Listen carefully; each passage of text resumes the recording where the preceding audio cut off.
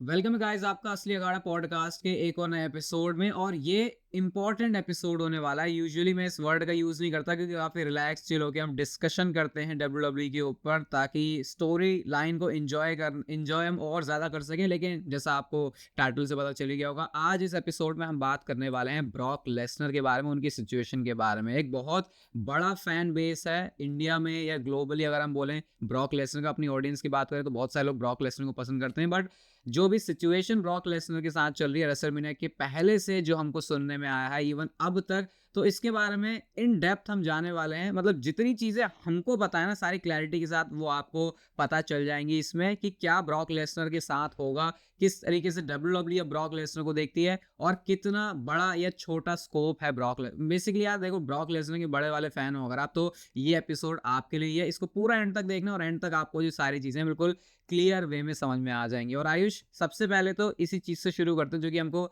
Recent बोलेंगे development दिखी है इस ब्रॉक लेसनर वाली सिचुएशन में। वो है नेटफ्लिक्स पर ब्रॉक लेसनर के नेम को मेंशन होना, जो विंस मैकमैन की डॉक्यूमेंट्री थी। उस पूरी डॉक्यूमेंट्री की जो जो नरेशन है या फिर जिस तरीके से उसको प्रोड्यूस किया गया, वो क्लियरली ऐसा लग रहा है कि विंस मैकमैन का कैरेक्टर कुछ अलग वे में ही दिखाने की कोशिश की गई है, वैसा जैसा विंस मैकमैन को पसंद नहीं था। इस वजह से उन्होंने डॉक्यूमेंट्री से पहले कुछ पोस्ट भी किया था। लेकिन अगर मैं ब्रॉक लेसनर की बात करूं तो जैसा मैंने उनको डॉक्यूमेंट्री में देखा है, इसको दोनों तरीके से देखा जा सकता है। एक तो चीज ये कि ब्रॉक लेसनर को मेंशन कर दिया, भाई वही बड़ी बात होगी। और दूसरी चीज ये कि मेंशन तो किया, लेकिन कहीं ना कहीं ऐसा भी लगा कि जैसे ब्रॉक लेसनर के नाम के ऊपर ज्यादा फोकस डालने की कोशिश नहीं की गई है। तो पहले इस डॉक्यूमेंट्री वाली चीज के ऊपर ही आते हैं, तो बहुत सारी चीजें और भी डिस्कस करने के लिए। लेकिन यहाँ नेटफ्लिक्स से ब्रॉक लेसनर को मतलब डॉक्यूमेंट्री के बाद हम कैसे देख सकते हैं कि क्या ये पॉजिटिव था कि नेगेटिव था? बहुत कुछ है बोलने के लिए। और ब्रॉक लेसनर एक ऐसा अभी कंट्रोवर्शियल टॉपिक है इस पॉडकास्ट का भी, और वैसे भी इन जनरल रेसलिंग में भी। बिकॉज ऑब्वियसली अगर आप ये बात करोगे भाई कि ब्रॉक वापस चाहिए या नहीं, तो कौन मना करेगा कि। लेकिन नेटफ्लिक्स की चीज़ में एक जो कमाल की चीज़ हमें देखने को मिली, जो पहले कहीं और मेंशन नहीं थी सारे एलिगेशंस में, और जितनी भी रिपोर्ट्स मैंने पर्सनली पढ़ी, वहाँ पे लिखा था कि एक फॉर्मर डब्ल्यूडब्ल्यूई यूएफसी सुपरस्टार कोई चैंपियन है जिसके साथ ये सब हो रहा है। लेकिन कभी डायरेक्टली ब्रॉक लेसनर का नाम एज सच मेंशन नहीं था। नेटफ्लिक्स में सीधा डॉक्यूमेंट्री में नेम ड्रॉप करा उसी रिपोर्टर ने जिसने वो आर्टिकल लिखा था वॉल स्ट्रीट जर्नल का। और वो खुद क्लेम करती हैं कि वी फाउंड आउट कि ये ब्रॉक लेसनर था जो इस केस का पार्ट है। तो लेसनर को फिर वहाँ पे दिखाया भी जाता है फुटेज में। और ऑब्वियसली हम रोहित जानते हैं कि यहाँ पे ब्रॉक लेसनर तो कुछ बोलने वाले हैं नहीं, उनसे आगे कोई ओपिनियन मांगेगा वो चुप रहेंगे, कुछ बोलेंगे नहीं। तो ये इंटरेस्टिंग है कि ये क्लियर कर दिया गया है कि वो नाम तो ब्रॉक ही है। तो अगर हम अभी तक सोच रहे थे कि यार ये फंसा है नहीं फंसा है, ये सिर्फ झूठे एलिगेशंस तो नहीं है, तो ऐसा कुछ नहीं है। ब्रॉक ही वो बंदा है जो इसमें फंसा हुआ है। अब बात ये आती है कि डब्ल्यूडब्ल्यूई करंटली क्या करेगी, बिकॉज उन्होंने नेटफ्लिक्स की डॉक्यूमेंट्री से जब कोई लेना देना नहीं रखा, जब एक भी क्रेडिट में कहीं डब्ल्यूडब्ल्यूई के किसी बंदे का नाम नहीं है, सिर्फ इंटरव्यूज ली गई जिसको हम मान सकते हैं कि सिर्फ एक इन्विटेशनल पर्पज से उनकी इंटरव्यू ले ली, तो ब्रॉक लेसनर को क्यों डब्ल्यूडब्ल्यूई यहाँ पे फिर एक्सेप्ट करेगी अब इस पॉइंट पे? ये मतलब इस नेटफ्लिक्स की डॉक्यूमेंट्री को देखने के बाद तो मुझे लगता है दोनों ही साइड देखी जा सकती है। अब हमको नहीं पता कि किसके ऊपर ज़्यादा स्ट्रेस दिया जाएगा, कि क्या ये पॉजिटिव साइड निकली या फिर नेगेटिव साइड निकली। और जैसा हम ये डब्ल्यूडब्ल्यूई का क्या से है इसमें, डब्ल्यूडब्ल्यूई पहले से ही भागती हुई रही है कि भाई हमारा तो कुछ है नहीं, सिर्फ वो इन्विटेशन की तरह था। लेकिन अगर हम डब्ल्यूडब्ल्यूई की दो साइड्स देखें, जो कि मेरे ख्याल से मेन रीजन ही बनेगा ब्रॉक लेसनर के आने या फिर ना आने का। पहली चीज, डब्ल्यूडब्ल्यूई की जीरो टॉलरेंस पॉलिसी रही है और इसी वजह से विंस मैकमैन को भी स्टेप डाउन करना पड़ा था सीईओ से। उनको बाद में अपने स्टॉक बेचने पड़े क्योंकि डब्ल्यूडब्ल्यूई अब ऐसी चीज़ों से अपने आप को एसोसिएट नहीं करना चाहती। ये आज से 20 साल पहले की डब्ल्यूडब्ल्यूई नहीं है कि भाई सब कुछ चल रहा है या फिर लोग इतने ज़्यादा चीज़ों के बारे में पब्लिकली बात नहीं करते। पहले कोई एक कम्युनिटी नहीं थी, तो जो लोग हैं अपनी वॉइस रेज करते थे, एक साथ बाहर निकल के कुछ ऐसा आंदोलन पे निकल गए या कुछ कर रहे हैं। लेकिन आजकल सोशल मीडिया वो चीज़ इनफ है, तो हर एक कंपनी ना सिर्फ डब्ल्यूडब्ल्यूई उस चीज़ को करने से डरती है। बट दूसरी चीज़ जो कि मुझे लगता है मैंने बोला ना दो साइड है इसकी, वो है बिजनेस बनाना, बिजनेस को प्रायोरिटाइज करना। तो अगर बिजनेस के ऊपर डब्ल्यूडब्ल्यूई का फोकस है, तो आज भी मैं स्टिल बोलूंगा कि फर्क नहीं पड़ रहा भाई कि डब्ल्यूडब्ल्यूई क्या सोच रही है, कैसे कर रही है, क्योंकि बहुत सारी चीज़ें स्टिल डब्ल्यूडब्ल्यूई के अंदर बाहर चलती रहती हैं। फिर भी डब्ल्यूडब्ल्यूई कहने के उसको अवॉइड करके रास्ता बनाती है कि क्या बेस्ट वे है पैसे बनाने का। तो ये मुझे लगता है दो रीजन रहेंगे कि क्या ब्रॉक लेसनर आ रहे हैं या फिर नहीं आ रहे हैं। इंडिया की ऑडियंस है ना, जैसे आप लोग भी सुन रहे हैं, जितने भी सुन रहे हैं यहाँ पे, हम कभी इसको डायरेक्टली उस वे में एज अ व्यूअर, मतलब हम तो कंटेंट क्रिएटर हैं, तो हम काफ़ी सारी चीज़ें देख के एनालाइज करते हैं जो हमें लगता है कि लॉजिकली बतानी चाहिए आपको, और इसीलिए पॉडकास्ट का मजा है। लेकिन आई डोंट थिंक कि व्यूअर्स कभी ऐसे में भी सोचेंगे कि यार WWE का स्टॉक कितना बढ़ गया, कितना घट गया, किसको क्या घाटा नुकसान, वो किसी को फर्क नहीं पड़ता, बिकॉज आप लोग रॉ स्मैकडाउन PLEs एंजॉय कर रहे हो और वही करना भी चाहिए। लेकिन अगर हम बात करें इस TKO मर्जर के बाद WWE के स्टॉक की, तो अभी ऑल टाइम हाई पे ट्रेड हो रहा है। जो मेन 4 PLEs WWE के हैं, धीरे धीरे करके सारे 2 नाइट्स हो रहे हैं, और जितना प्रॉफिट रेसलमेनिया बनाती है उतना ही चांस होगा बाकी के पास भी अब। और WWE की स्पॉन्सरशिप्स, एडवर्टाइजिंग, नेटफ्लिक्स की डील, इतना कुछ हाई स्टेक्स पे चल रहा है इस समय, जो बिजनेस को ओवरऑल पीक पे लेके जा चुका है, अपनी हिस्टोरिकल पीक पे। तो इस पॉइंट पे सिर्फ एक बंदे के लिए प्रायोरिटाइज करना कि इसको तो हम वापस लाना चाहते हैं बिकॉज इसकी एक स्टोरी बनानी है, इसको एक मैच देना है, उसके लिए क्या रोहित ये सारी चीजें गवा देंगे या फिर एटलीस्ट एक रिस्क पे डालेंगे? बस पर्सनली मेरा ये मानना है, जब तक ब्रॉक लेसनर 100% क्लियर नहीं है, तुम्हें कभी नहीं पता कि ब्रॉक लेसनर के बारे में तुम्हें बाद में क्या सुनने को मिल जाए। स्पेशली हमने विंस के साथ भी देखा था, जब वो वापस आने की कोशिश कर रहे थे तो एक के बाद एक के बाद एक रिपोर्ट पे रिपोर्ट पे रिपोर्ट। और मुझे लगता है कि ब्रॉक अपनी शक्ल जिस दिन दिखा दी, मीडिया को लगा भाई ये वापस आ गया, अब अच्छा टाइम है और डिग करते हैं इसके ऊपर, कुछ तो मिलेगा। यहाँ पे एक जो सेफ वे है WWE के पास, ऑब्वियसली हमको ये होता नहीं है बोलने वाले, ये सिर्फ हम दो जो एक रेसलिंग फैन है वो इस सिचुएशन को थोड़ा सा समझने की कोशिश कर रहे हैं। लेकिन अगर इसको एक सेफ वे में WWE क्या कर सकती है उस हिसाब से सोचे, तो वो चीज़ यही है कि क्योंकि सारे ये एलिगेशंस हैं और ये विंस मैकमैन वाली सिचुएशन नहीं है कि लोग ऑलरेडी मान के बैठे हैं, क्योंकि जो ट्रैक रिकॉर्ड रहा है विंस मैकमैन का उसमें हमने ऐसी चीज़ें सुनी हुई हैं और इवन कुछ तो प्रूव भी हो चुकी हैं कि हाँ भाई ऐसा NDA सब साइन हुआ था। ये जनरल ग्रांट वाले केस से पहले की मैं बात कर रहा हूँ। लेकिन ब्रॉक लेसनर के केस में अभी अगर उनका ऐसे रिकॉर्ड देखें तो पास्ट में उनके बारे में बातें हुई हैं, लेकिन इस चीज़ के लिए ब्रॉक लेसनर जान नहीं जाते, तो शायद इस चीज़ का एडवांटेज WWE ले सकती है, क्योंकि अभी तक तो भाई वो गिल्टी हुए नहीं है, तो वो हमारे लिए इनोसेंट है और इस बेसिस पे हम उनको वापस लेके आ जाएं। और जहाँ तक ये बात रहेगी कि बिल्कुल परफेक्ट बात बोली आयुष ने कि सब कुछ तो बढ़िया ही चल रहा है WWE का।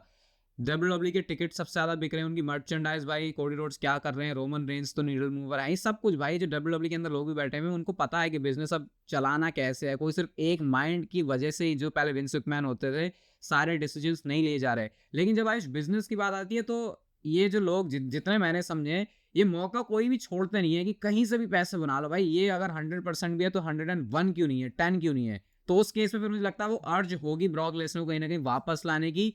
रिस्क तो WWE कांड में घुसने के लिए तो फिर माहिर ही है। और ब्रॉक लेसनर ही एक ऐसा नाम है जो उस रिस्क मतलब ले तो तुम सकते हो, लेकिन तुम्हें 100 से 110% तक लेके चला जाए। आई डोंट थिंक पूरी इंडस्ट्री में और कोई ऐसा नाम है कि बिजनेस ऑलरेडी 100 पे ऑपरेट कर रहा है और तुम उसको लेके आओगे तो और फायदा। वो ब्रॉक लेसनर का भाई सिर्फ आना ही, खड़े होना उस रिंग के अंदर लोगों के लिए इनफ है कि हम टिकट खरीद के इस बंदे को देखने जाना चाहते हैं। तो वो सिचुएशन को उस तरीके से देखा जाए तो बिल्कुल ठीक है। लेकिन आई थिंक WWE अभी ना उन्हें, और ब्रॉक भी एक सेफ हाउस के अंदर है बिकॉज कोई अब ज़्यादा बात नहीं कर रहा, तो एक अच्छी सिचुएशन भी बनी हुई है कि ना तो ब्रॉक के बारे में कुछ बातें ज़्यादा फैल रही हैं, ना WWE उससे पीछे हटी हुई है।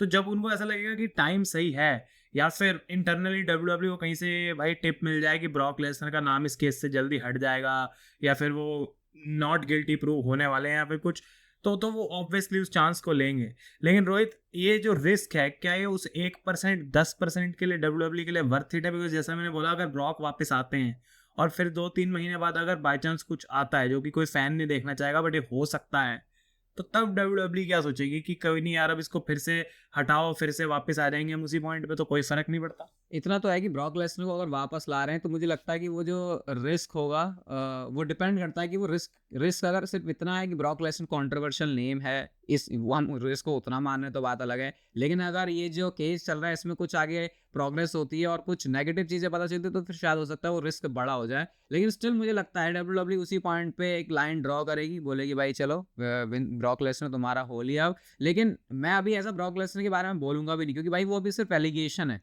तो मैं मतलब चाहे मुझे ज़्यादा कुछ भी लग रहा हो, कम कुछ भी लग रहा हो, भाई ये एक ऐसी चीज़ नहीं है जिसमें हम बोल सकते भाई तुम्हें क्या लगता है क्या ब्रॉक लेसनर ने ऐसा किया होगा, क्योंकि ये वो बात ही नहीं है, ये वो मैटर ही नहीं है हमारा करने के लिए। और वैसे भी हम रेसलिंग को एक फ़ैन के पर्सपेक्टिव से ही इंजॉय करते हैं, भले ही हम आपके सामने आप बात कर रहे हैं स्पॉटिफाई पे, वो एक फ़ैन के ही पर्सपेक्टिव से कि चलो भाई हमको अगर कुछ चीज़ें पता हैं और डिस्कशन करके देखते हैं और क्या एक दूसरे से हम निकलवा सकते हैं, जो कि आपके लिए एक अच्छा सुनने वाला पॉडकास्ट का पॉइंट बने। और एक रीज़न ये भी यहाँ पे ये पॉडकास्ट बनाने का ये कि हम पहली बात तो ये नहीं दिखाना चाह रहे कि हम कोई एनालिस्ट हैं या फिर मैं डेव मेल्जर हूँ जिसको इनसाइड इन्फॉर्मेशन है, और डेव मेल्जर के पास भी कुछ नहीं है। लेकिन अगर मेरे पास कोई इनसाइड इन्फॉर्मेशन नहीं है, लेकिन काफ़ी जो है इंडियन रेसलिंग कम्युनिटी में, हमारी यूट्यूब पर हर जगह ये बहुत फेक तरीके से भी बताया जाता है, मिसगाइड करा जाता है आप ही लोगों को। और अगर हम इस बारे में कोई वीडियो नहीं डाल रहे कहीं और, आपने ब्रॉक के ऊपर वीडियो देख ली, तो मैं भी कोई ना कोई कहीं ना कहीं तो बोल ही रहा है कि ब्रॉक का भाई रॉयल रंबल में बिल्कुल चांस है आने का।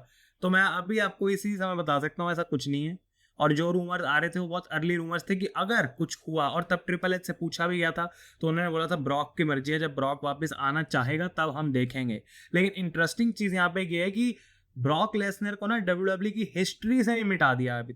मतलब जैसे मिस्टर मैकमैन तुम्हें कहीं नहीं देखने को मिलेंगे ना डब्ल्यूडब्ल्यू के रोस्टर पेज पे, एलुमनाई पे, नाम ही नहीं दिखेगा कहीं। उसका एक और एग्जांपल है क्रिस बेनोआ।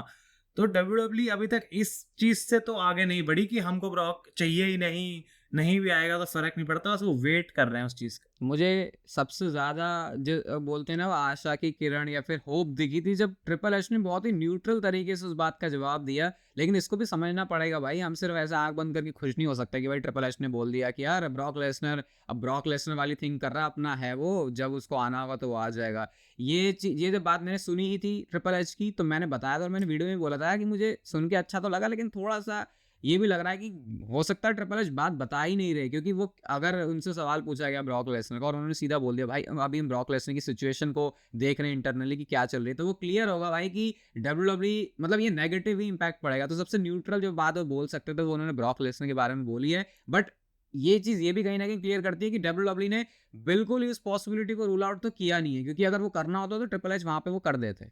एक और इम्पोर्टेंट चीज ये भी है कि ट्रिपल एच वो नहीं है, पहले ट्रिपल एच थे कि भाई विंस के नीचे ट्रिपल एच है।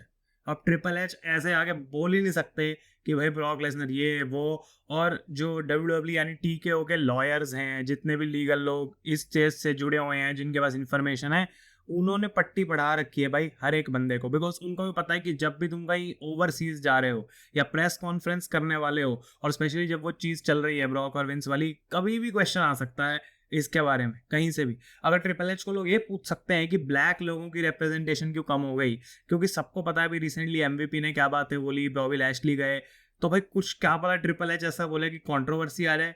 भाई इतने गधे वो भी नहीं है, उनके पीछे बहुत लीगल लोग बैठे हैं, सारा ट्रेंड होता है, या फिर उनको खुद भी इतनी समझ है कि मुझे क्या वो कॉर्पोरेट आंसर देना है जिससे मैं कुछ वर्ड्स तो बोल दूं बट कोई मेरी बात नहीं है, कोई मतलब नहीं है उस चीज़ का। तो Brock Lesnar I don't think कि ट्रिपल एच का वो कोई हम उसको ऐसे मान सकते हैं कि इधर की बात या उधर की बात। लेकिन क्वेश्चन सबसे ऊपर यही आता है कि हमने बात करी बिजनेस अभी पीक कर रहा है, तो क्या डब्ल्यूडब्ल्यू को जरूरत है, नीड है ब्रॉक लेसनर को वापस लाने की? फैंस पर्सपेक्टिव से तो है भाई, कल ले आओ कोई फर्क नहीं पड़ता, पर डब्ल्यूडब्ल्यू को चाहिए ब्रॉक अब।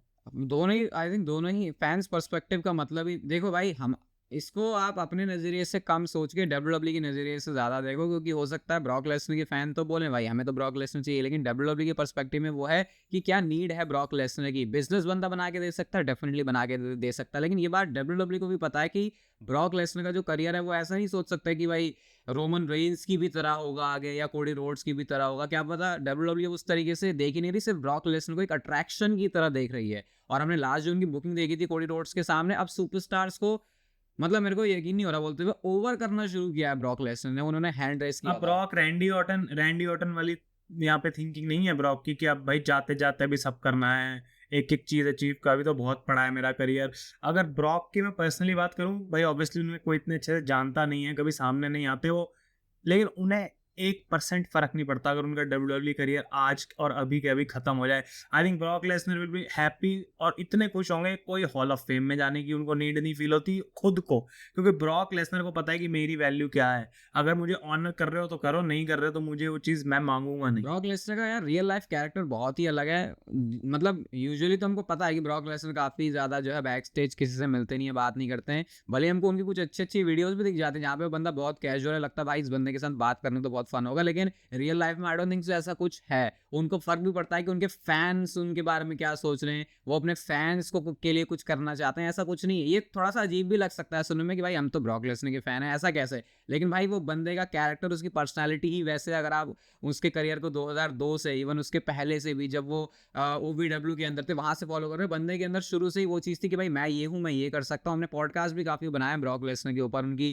क्योंकि हम लोग जो है वो ब्रॉक लेसनर इन डब्ल्यूडब्ल्यू के फैन है, Brock Lesnar in real life के नहीं है। डेफिनेटली, क्योंकि उनके कैरेक्टर को, उनकी डोमिनेशन को, उनके जिस तरीके से वो अपनी प्रेजेंस फील करवा देते हैं, उसके फैन है। कभी भी काउबॉय वाले कैरेक्टर में आपने जो भी देखा वो बस ब्रॉक लेसनर का एक लेयर था, उनके उनके जो पूरा कैरेक्टर है उसका रियल लाइफ वाला। ऐसा नहीं है कि सब कुछ ही वो ब्रॉक लेसनर है, तो ये थोड़ा-सा अटपटा होता है। लेकिन मैं यहाँ पे एक जो मतलब एक ये मैं इस एपिसोड का कोई भी मोटिव नहीं है आपको किसी होप के साथ छोड़ना या फिर किसी पॉजिटिव या नेगेटिव वे में लेके जाना। लेकिन अगर आयुष में ये बात बोलूँ कि ओनली टाइम जो हमारे पास एक विंडो है कि ब्रॉक लेसनर डब्ल्यूडब्ल्यूई में वापस आ रहे हैं, क्या हम कह सकते हैं कि वो रोड टू रेसलमेनिया इस सीजन में ही है? अगर रेसलमेनिया से पहले ब्रॉक लेसनर नहीं आ रहा है, रेसलमेनिया की कार्ड पर बुक नहीं है, तो क्या हम ये मान सकते हैं कि ओके इट्स डन और ब्रॉक लेसनर कभी नहीं आ रहा है डब्ल्यूडब्ल्यूई में?